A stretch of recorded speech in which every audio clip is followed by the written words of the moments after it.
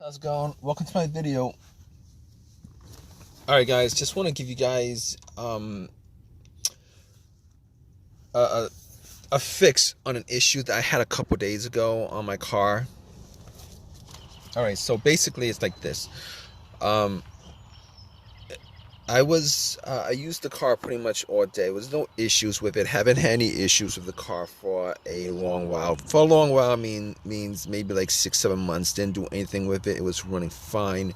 No problems whatsoever. Was using it the whole entire day. It was kind of hot out, but not like the hottest day of the year, but it was pretty hot and humid out.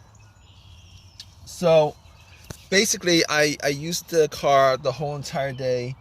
Uh, Drove around, got stuff, ate, shopping, etc., etc. The usual works. So basically, uh, the last thing I did today was I went to Petco to get to get a couple of hamsters. Parked my car, went in, looked at looked at a bunch of stuff, fishes and stuff like that. Spent about an hour there. Got two hamsters, came out, got into the car, and then tried starting it, and you know, it would crank, but it wouldn't start. Tried a couple of times, it would crank, it wouldn't start, crank, it wouldn't start. So I'm like, all right, at that point, got a little bit worried. Got two hamsters out. It's like 95 degrees, very, very sunny, very, very hot, very, very warm, and I was like, all right, let me try a couple of things. I'm gonna press the gas pedal a couple of times, and then try to crank it. Maybe it was some glitch or something like that. Nope, didn't work. And then I was like, okay, maybe it's the shifter. I'm gonna shift it up and down. Shift it up and down. See, maybe it didn't like catch the the park or whatever. Shift it, kept on bumping it up. Try to start. Nope, didn't work. So at that point, I was like, let me just, try to put in neutral or whatever and try. Nope, didn't work. All right, so, all the normal options that you would think you would do, I tried, and none of those things actually got the car to start. And so basically, what I did afterwards is, I got two hamsters in my car. It's a hot day. I have no AC. So I'm gonna see if I could try to do something, quick fixes. Turn the lights on, and went out and try to see, checked out the beam, see if it was bright or not. Maybe it's a battery issue. Maybe it's something I could fix real fast. And the beams were pretty bright, so I couldn't figure out whether it was the beams or not, whether it was the battery or not. So I went back into my car. I'm like, I got two hamsters. And let me just, at that point, I brought the hamsters back into Petco, told them about the situation, had them kept it for me. So they kept it for me, so that I could resolve this issue, and then. So anyway, I was like, maybe it's the battery. Maybe it's the battery because like I said, about 6 months ago, I had a bit of a battery issue. Car had issues starting. It was slow crank, but unlike this one, it was like very strong crank. I'm having like strong, like this issue was like very, very strong cranks. The cranks are very, very strong. I could hear, the starter motor running. It was very, very, very strong. So obviously, if you guys don't know anything about cars, obviously it's not the starter, because if you could hear a crank, it's the starter that's working. Obviously, it's not the starter. So anyway, I was like, all right, let me check out the battery. Right, so I got to the battery, I popped it out, and popped off. I checked out the battery and make sure the terminals were clean. Now I forgot. I don't think I actually cleaned the terminals when I changed out the battery 6 months ago. So I was like, all right. So the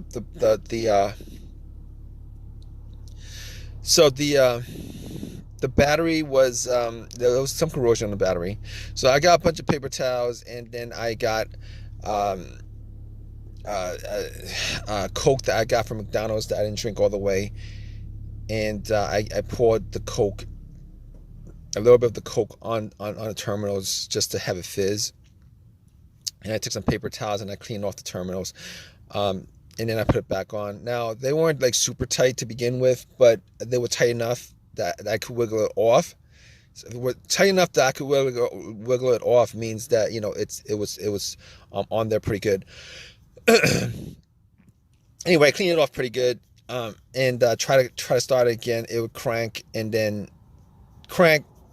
Did it a couple of times. All right, at that point, I kind of knew that the battery wasn't the issue, you know. So, but anyway, I did get about 6 months ago. I did get a NOCO booster pack to jump the battery just in case I had issues again, and haven't used it since.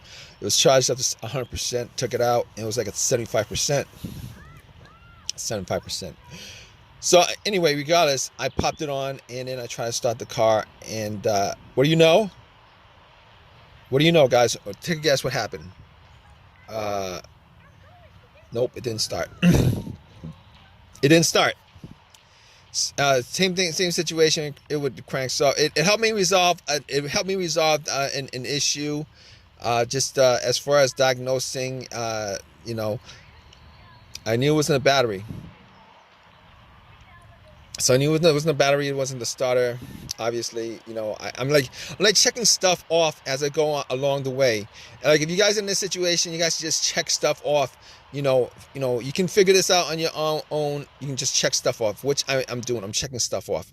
So not any of those stuff, not the terminals either. So the obvious things. But I was looking at the negative also, seeing as how I wasn't able to resolve it through maybe hoping it was the battery, but I was looking at a negative terminal. Negative terminal, if you guys don't know, if you guys are new to this, is the main ground wire. The main ground wire needs to be connected. It needs to be connected to the frame of the car, a truck, or any vehicle, for the electricity to flow right. And I made sure to check it out just to make sure that the cable was clean, the connection was clean and it was connected and wasn't loose or anything like that, and it wasn't loose or any of that stuff. So at that point, I could rule out the negative cable. So all those things I could rule out at this point: starter, battery, the terminals being corroded or loose, the ground wire. All these things are important, are integral to the car starting. Now, outside of that, those are pretty much simple. You know, you could clearly figure out whether any of those are the issue. But then, you know, after that, I was going through the whole range of stuff that could be causing this issue, that you might not be able to test it if you didn't have special equipment, which is like stuff that could cause a crank no start, be a crank, you know, could be a bunch of things. So I'm gonna just roll off a bunch of things to you that was going through my head at the moment. All right, could be mass airflow sensor, throttle position sensor, the camshaft position sensor, the crankshaft position sensor, a bunch of stuff that has sensors to it, issues with the ECM, etc., etc. Okay, so all those things could cause this particular issue. So anyway, let me just hurry this up for you guys. So basically, I was thinking to myself, could any of those things be the cause of this issue? And it occurred to me that probably not. You guys want to know why probably not? Let me show you guys something, right? The check engine light, all right? Every single one of those have a sensor. And if any of those issues was the cause of my car's issue, it would cause the check engine light to come on. Now, thinking back on that, I probably should have checked that, make sure that there was no check engine light. If I had a code reader, I would have plugged it in and made sure that there was no check engine light for that to rule out 100%. But since I took the terminals off to clean it, it would have cleared the codes.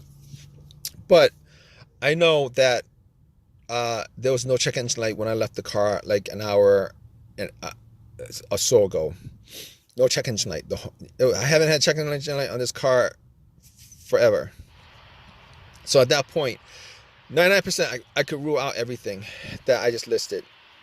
Mass airflow, camshaft, crankshaft, throttle position sensor, all those things that have a sensor to it that could actually cause the issue. So I could just rule all those things out because of that deduction. But I couldn't rule out that the computer was having issues. So just to figure that out, I had an OBD2 that somebody suggested I get. I got one from Amazon, and I'll probably post the links below. But I got one from Amazon, and anyway, I plugged it in, and I plugged it in not because I was thinking that maybe one of those sensors caused it. I was plugging it in just to make sure that the computer wasn't the issue, because sometimes if the car's ECM or ECU, or if the car's computer has issues with connecting to the car, it will cause a crank start issue. So I plugged it in, made sure that it scanned all the way. Now, if it scanned all the way through, gave me a reading, I know that the computer's connected, it's okay. If it didn't scan all the way through, it scanned halfway, then I knew that there was some issues with the car's computer. So I plugged it in, it scanned all the way through, read everything out, gave me a reading, everything. So at that point, I knew that I knew that the computer was fine. All right. So just to cut this short, I'm gonna move on to the next thing that could be causing it. All right. So I could essentially rule out all those things, but then I thought to myself, all right, we're just gonna go through a bunch of other stuff, and a bunch of other things that could be causing this could probably be the fuel filter, the fuel pump not working or malfunctioning, etc., clogged gas, fuel injectors, all that stuff. So I was thinking to myself, okay, normally I would do a fuel pump test where I would try to listen to the fuel pump whizzing, working, priming, etc. Normally, if I had two people with me, one standing right next to the gas cap and putting the ear to the gas cap, and then me just turning the car to the on position.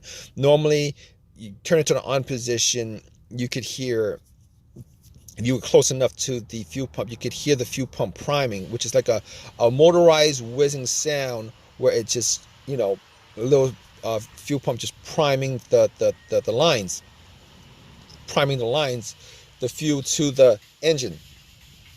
And now, so basically, it was me and technically the two hamsters, but it was just me. So I got back in my car.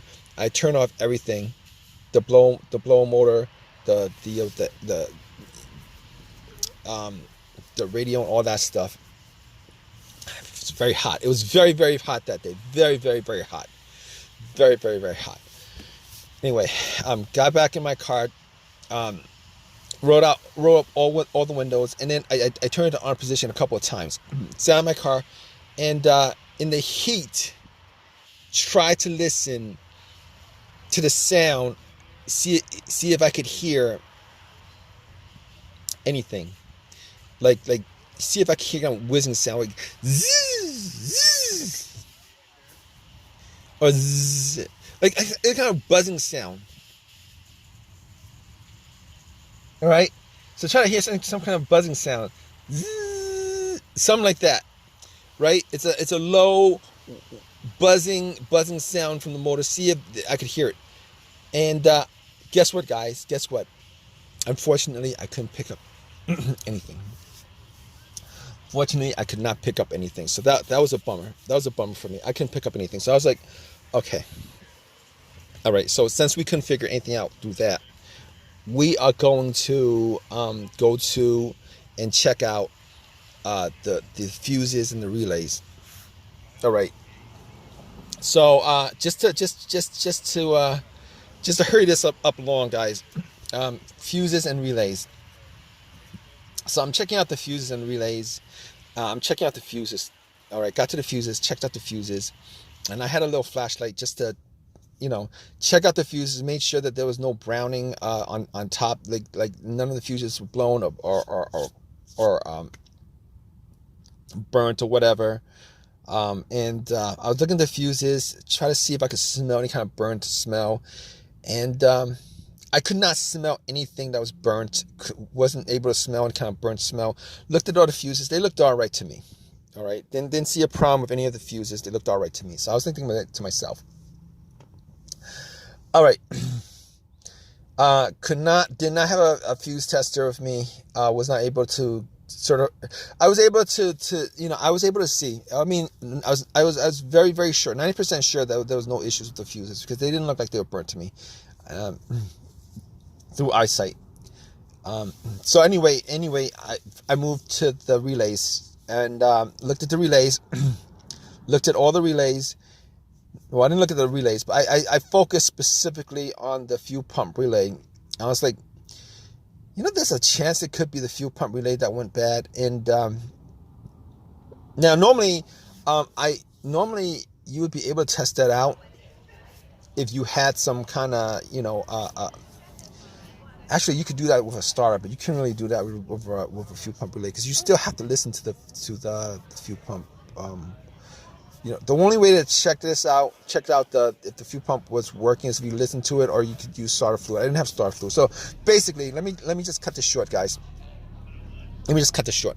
All right, so basically, what I did was I looked for another relay. I checked out where the fuel pump relay was. I took it out. I took some Coke, poured it on a tissue, cleaned it out, popped it back in, tried to start it. It didn't start. It cranked the same way it was. It cranked. So I was looking for another relay, and then I swapped it. I forget what that relay was connected to, what component car it was for, but I swapped it. And then I got back into my car, and I was like, "Oh man, if this doesn't work, I'm gonna get my car towed." And I was thinking that I didn't think it was gonna work, but guess what? I turned it on, and what do you guys think happened, guys? What do you guys think happened? I turned it on, and went, bam, guys, it worked. It cranked up, and it started, and it ran. It started and it ran, guys. So at that point, I knew if this happened to you guys, where you guys swap up the relay and it started, 100% that the relay was the issue. Anyway, the relay was the issue.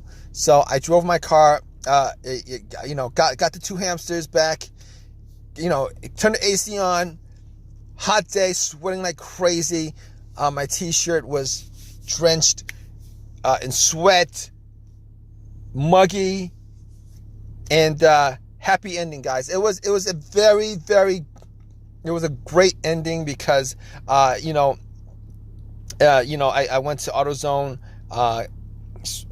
definitely got another relay for like $15, popped it back in. I literally drove there with it swapped out, and then obviously I took the bad relay from whatever component that was, put the good relay in the fuel pump,